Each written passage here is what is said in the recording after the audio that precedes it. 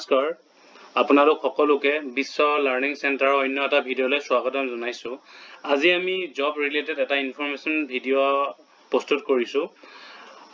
আপোনাৰ যোৱাকালি এটা এডভাৰটাইজমেন্ট আমাৰ ওলাইছে 17 জুন 2025 তাৰিখে এপিএসসি ফালৰ পৰা, আৰু সেই এডভাৰটাইজমেন্টটো হ'ল দুটামান পোষ্ট অসম লোক সেৱা আয়োগে মুকলি কৰি দিছে। তাৰ এটা এডভাৰটাইজমেন্ট ওলাইছে আৰু পোষ্টটোৰ নাম হ'ল Forest Ranger in Assam Forest Service under Environment and Forest Department of Assam। মানে পোষ্টটোৰ নাম হ'ল বহুত ভাল পোষ্ট এটা, ফৰেষ্ট ৰেঞ্জাৰ পোষ্ট এটা আপোনাৰ নটিফিকেশন ওলাইছে। আৰু ইয়াৰ সবা অনলাইন এপ্লিকেশন স্টাৰ্ট ডেট 21/6/2025 তাৰিখৰ পৰা আপোনাৰ স্টাৰ্ট হ'ব এই পোষ্টটোৰ কাৰণে, আৰু ফৰ্ম ফিলআপ স্টাৰ্ট হ'ব 21/6/2025 তাৰিখৰ পৰা, আৰু ফৰ্ম ফিলআপৰ শেষৰটো অন্তিম তাৰিখ হ'ব 20/7/2025 তাৰিখে, আৰু last date of submission fees আৰু যোনটো পইচা পে কৰিব লাগে সেই পইচা ফিজটো পে কৰাৰ লাষ্ট ডেটটো হ'ব 22/7/2025 তাৰিখে। বহুত ভাল পোষ্ট এটা, সকলোৱে এপ্লাই কৰিবা। সো পোষ্টটোৰ নাম আকৌ কৈছো ফৰেষ্ট ৰেঞ্জাৰ হয়, আৰু এইটো তোমাৰ এপিএসসি কন্ডাক্ট কৰিব, আৰু পোষ্টৰ সংখ্যা হ'ল 50টা পোষ্ট আছে। ইয়াত আমি দেখিছো 50 পোষ্ট আছে নম্বৰ অফ পোষ্ট। তাৰে তোমাৰ ওপেন ক্যাটাগৰীত আছে 44টা পোষ্ট, তাৰপিছত ৰিজাৰ্ভ ফৰ ওমেনৰ কাৰণে আছে ওপেন ক্যাটাগৰী 13টা পোষ্ট, তাৰপিছত ৰিজাৰ্ভ ফৰ ওবিসি এণ্ড ওবিসিৰ কাৰণে এটা পোষ্ট নাই নীল আছে, ৰিজাৰ্ভ ফৰ এসসি কাৰণে আছে দুটা পোষ্ট আমি দেখিছো, তাৰপিছত ৰিজাৰ্ভ ফৰ এসটি হিল প্লেনৰ কাৰণে আছে দুটা পোষ্ট, আৰু এসটি হিলৰ কাৰণে আছে দুটা পোষ্ট। টোটেল পোষ্ট আছে 50টা, তাৰে ৰিজাৰ্ভেশন ফৰ ওমেনৰ কাৰণে আছে 13টা পোষ্ট। ঠিক আছে, আৰু তোমাৰ ইয়াৰ পে স্কেলটো আমি এইখিনি ইয়াত আছে চাই লবা তোমালোকে। সো তোমাৰ ইয়াৰ ক্ৰাইটেৰিয়াবোৰ কি হ'ব, আমাৰ সকলোৱে জানো যে কি আপোনাৰ পাৰ্মানেন্ট ৰেসিডেন্ট হ'ব লাগিব, অসমত বসবাস কৰাৰ হ'ব লাগিব, আৰু পিআৰসি থাকিব লাগিব, নহলে কি তোমাৰ এমপ্লয়মেন্ট এক্সচেঞ্জ ৰেজিষ্ট্ৰেচন সাৰ্টিফিকেটখন থাকা হ'ব লাগিব, বা এমপ্লয়মেন্ট এক্সচেঞ্জ সাৰ্টিফিকেটখন আমাৰ লাগিব।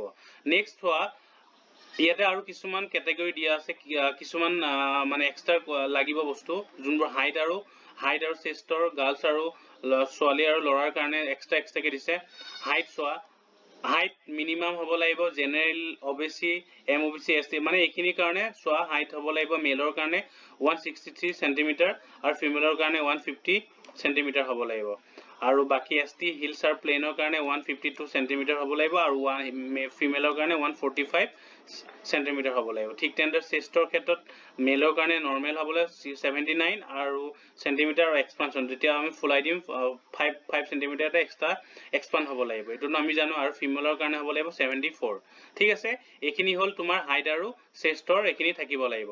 আৰু ইয়াতে আৰু ইম্পৰ্টেন্ট এটা কোৱেশ্চন হ'ল এডুকেশন কোৱালিফিকেশন, আৰু ইয়াত এই পোষ্টটোৰ কাৰণে সকলোৱে এপ্লাই কৰিব নোৱাৰিব।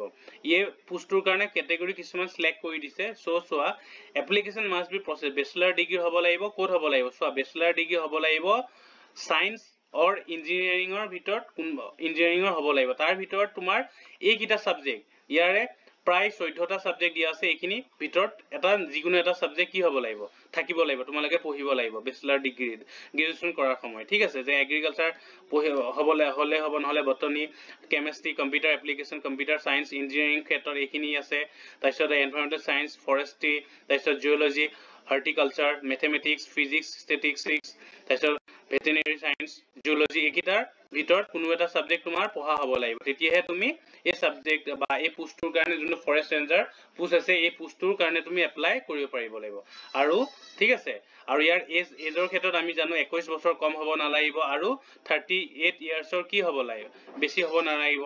তাৰ এটা ৰিলেক্সেশন আছে 5 ইয়াৰ্ছ আছে, এসটি প্লেন আৰু হিলছৰ কাৰণে তোমাৰ 5 ইয়াৰ ৰিলেক্সেশন আছে, 43 ইয়াৰ্ছলৈ পাৰিব, ঠিক নাই। ওবিসি কাৰণে 3 ইয়াৰ্ছ আছে, এইখিনি আমি জানোৱে।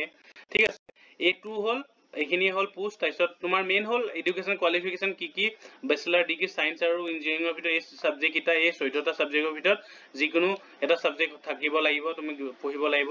আৰু তোমাৰ এইখিনি চাবলৈ চেষ্টৰ ক্ষেত্ৰত ইমানখিনি নৰ্মেল এইখিনি থাকিব লাগিব, তাৰপিছত তোমাৰ ঠিক তেনেদৰে তোমাৰ হাইটৰ ক্ষেত্ৰত এইখিনি দি দিছে, এইখিনি থাকিব লাগিব, আৰু এইখিনিয়ে মোটামুটি এইখিনিয়ে। সো বহুত ভাল পোষ্ট এটা, আৰু ইয়াৰ তোমালোকে ষ্টাৰ্টিং ডেটটো আকৌ এবাৰ কৈছো 21 তাৰিখৰ পৰা ষ্টাৰ্ট হ'ব জুন মাহৰ, আৰু তোমাৰ এণ্ড শেষ হ'ব অনলাইন এপ্লিকেশনখন সাবমিশন কৰাৰ লাষ্ট ডেট হ'ব 20 জুলাইৰ 20 তাৰিখে আৰু যোনটো ফিজ পেমেন্ট কৰাৰ 22 তাৰিখ 22/7/2025 লাষ্ট ডেট হ'ব ইয়াতে ফিজৰ কথা আছে মই ফিজৰ কথা কৈ দিম সো জেনাৰেলৰ কাৰণে তোমাৰ টোটাল এমাউন্ট দিব লাগিব 297 rupees 20 পইচা দিব লাগিব ঠিক তেনেদৰে ওবিসি এমওবিসি কাৰণে 197 এইখিনি 0.2 আৰু তোমাৰ এসটি বিপিএল ক্যাটাগৰীৰ কাৰণে 47.20 কিন্তু আমি জানোৱে এইখিনি হল ফেজ ঠিক আছে যদি ভিডিওটো ভাল লাগিছে প্লিজ চেনেলটো লাইক আৰু শেয়াৰ এন্ড সাবস্ক্ৰাইব কৰি দিবা ধন্যবাদ